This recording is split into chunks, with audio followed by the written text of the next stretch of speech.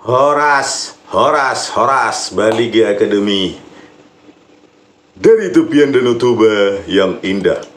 Ya, orang rasional, kaum dengan intelijensia, dengan rasionalitas pasti tidak mengkultuskan pribadi.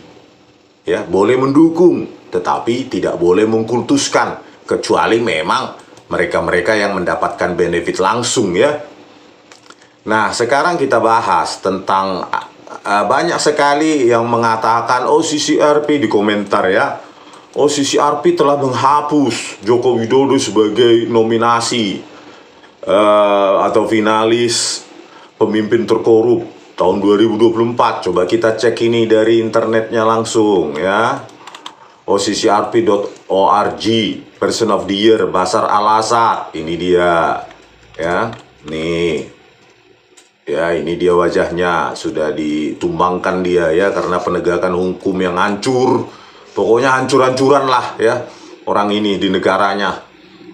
Terus, kita lihat di sini, di sisi sebelah kanan, geret ke bawah. Nah, ini ada Presiden Theodore Obiang ya, Presiden ikut, apa ini, Gina, apa itu, apalah itu. Terus di sini ya, nah ini kan masih ada ini. Nah, 2024 finalist for Person of the Year in Organized Crime and Corruption.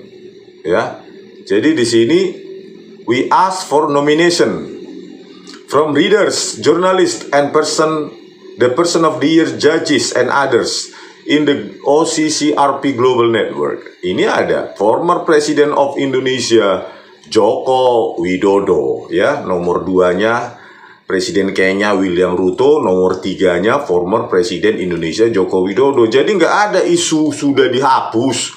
Kok seringkali komentar sudah dihapus itu bisa bahasa Inggris nggak sih? Atau hanya mengikuti Ade Armando? Yang katanya ada sebuah tayangan YouTube-nya, dia bilang, itu dari netizen penilaiannya. Memenggal informasi ya, Ade Armando. Ini jelas ya dikatakan. We ask for nominations from readers, journalists, the Person of the Year judges. Mana netizennya Ade Armando? Jangan kok pelintir itu. Ini langsung dari websitenya. Mana ada dibilang we ask for nomination from netizens.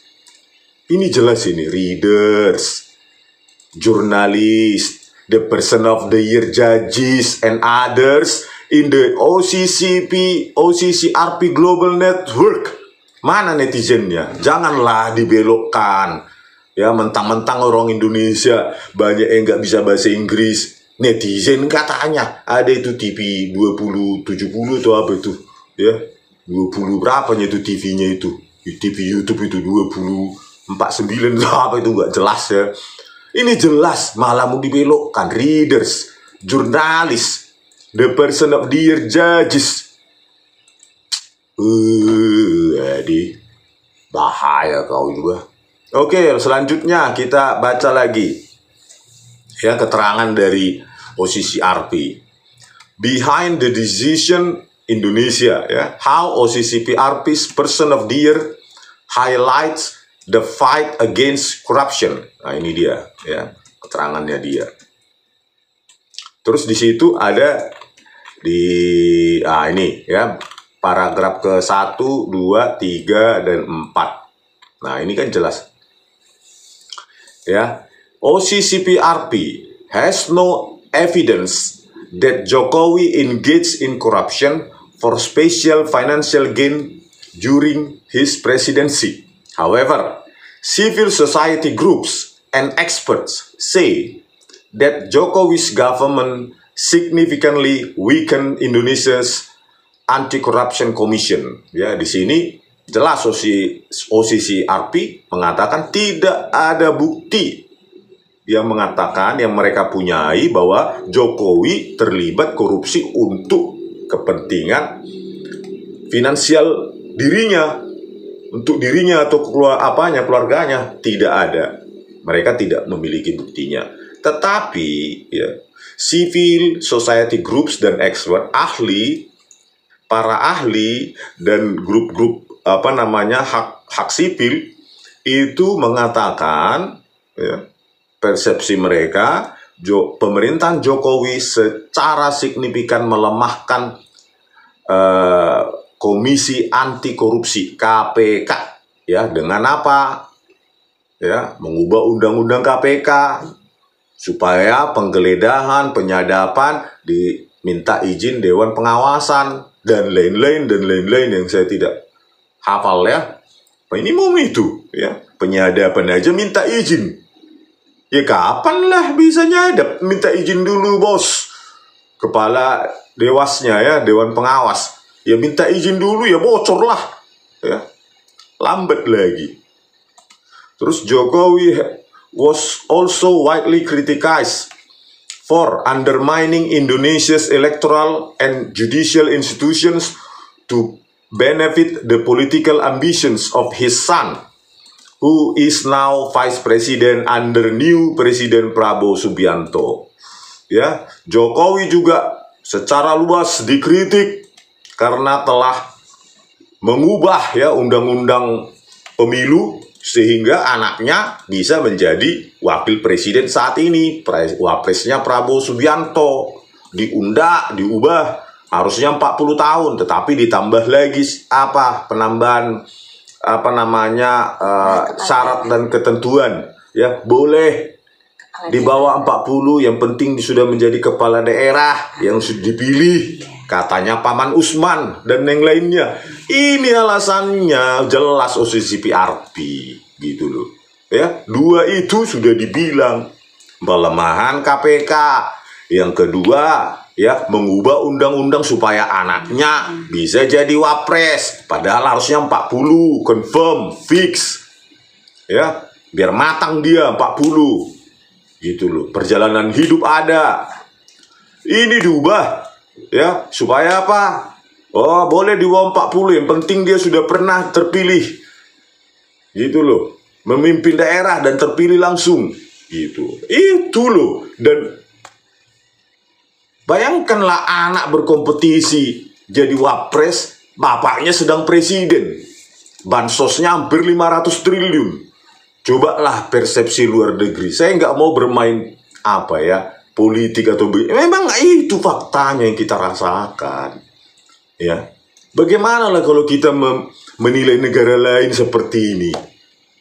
Misalnya ada negara X, bapaknya lagi jadi presiden, bapaknya itu mengubah undang-undang, ya, terus biar bisa anaknya jadi wapres, anaknya tanding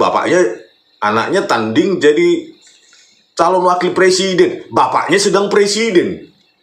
Ya wajarlah OCCRP menyoroti dua hal utama itu, ya. Saya setuju. Nggak tahu kalau yang nggak waras, ya, seperti mereka kalian yang masih ini, ya memang ini loh argumennya, ya.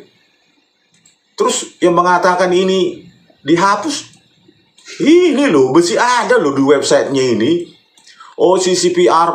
OCCRP.org and Person of the Year, ya, _ Bashar al-Assad, ada. Ini nggak ada yang dia menghapus ini, gitu. Sekali dia menghapus, integritasnya dia akan punah selamanya ini, ya. Terus kaitannya juga, ya, kenapa dibilang terkorup? Ya inilah kita lihat indeks persepsi korupsi kita, ya.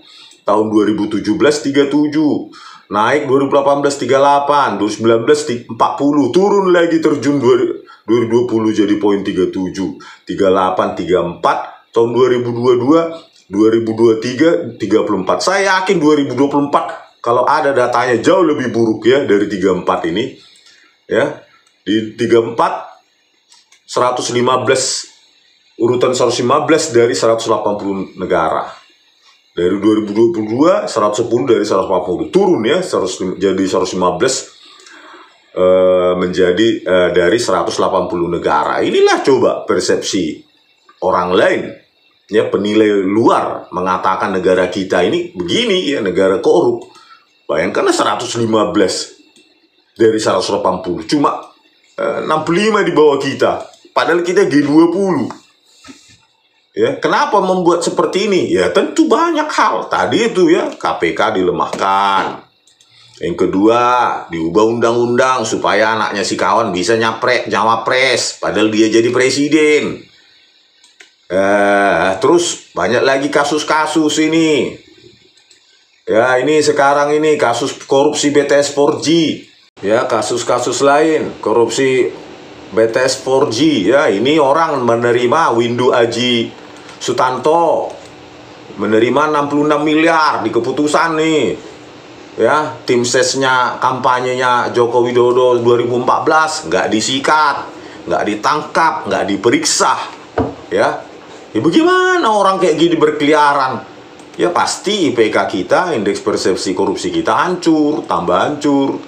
Ya, terus lagi ini Sugiono, nih jadi Menlu. Ya, Nistra Yohan menerima 70 miliar. Dia adalah staf ahli dari Sugiono, Menlu sekarang. Ya, katanya untuk Komisi 1 DPR. Berarti semua menerima Komisi 1 DPR, bukan hanya Sugiono yang wakil ketua Komisi 1, tetapi semua berarti untuk Komisi 1 DPR RI 2019-2024. Pimpinannya kalau nggak salah Mutia Hafid itu, kalau nggak salah ya. Itu pimpinannya ketua Komisi 1 DPR RI. Sekarang Menko Digi itu Menkom Digi. Nama orang. Dekonan berubah terus dari kemarin Menkominfo, Menkom Digi. Tapi artinya apa? Judul tetap ada banyak. Terus ini jadi Menpora. Ya, si Dito Aryo Tejo di keputusan dibilang November sampai Desember 2022 menerima 27 miliar, tetap jadi Menpora. Ya wajar IPK kita hancur. Ini juga ya. Terus yang lain. Nah, KPK yang harusnya tiang moralitasnya jauh lebih tinggi dari kementerian dan yang lain malah melakukan pemungutan, pemerasan terhadap tahanan pakai kode-kode lurah, orang yang mengumpulkan pungli, korting, koordinator tempat tinggal, tahanan yang dituakan, total terkumpul 6 miliar. Dan cuma mereka ini cuma dihukum minta maaf oleh tupak atorangan penggabian. Ya, cuma minta maaf.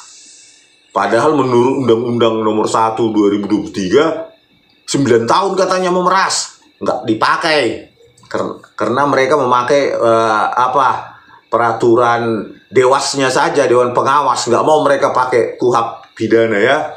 Hebat ini si Tupak ini. Cuma minta maaf. Bayangkanlah apa nggak hancur. Mereka yang memeriksa korupsi harusnya ya menegakkan hukum malah memeras, memungli KPK itu. Terus kemarin terakhir polisi memeras penonton DWP Jakarta Warehouse Project. Ya, apa nggak hancur coba? Sebuah kan hancur ya.